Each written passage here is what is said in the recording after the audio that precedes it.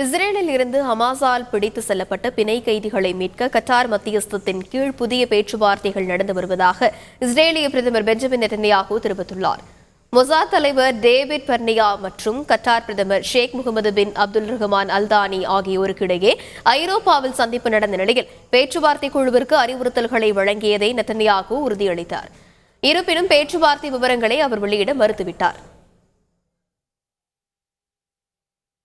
இஸ்ரேலின் Tel Aviv நகரில் பிணை கைதிகளை விடுவிக்க நடவடிக்கை எடுக்க கோரி ஆயிரக்கணக்கான மக்கள் இஸ்ரேலிய அரசாங்கத்தை வலியுறுத்தி மிகப்பெரிய போராட்டத்தை நடத்தினர்.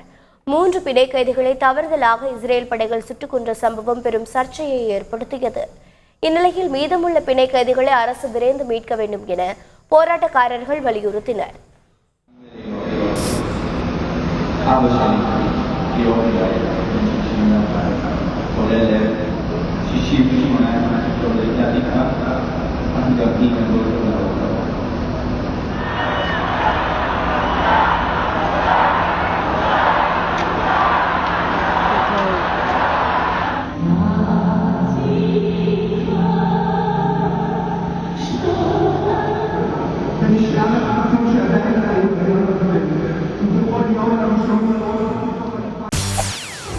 செய்திகளை உடனுக்குடன் தெரிந்து கொள்ள உடனே சப்ஸ்கிரைப் பண்ணுங்க.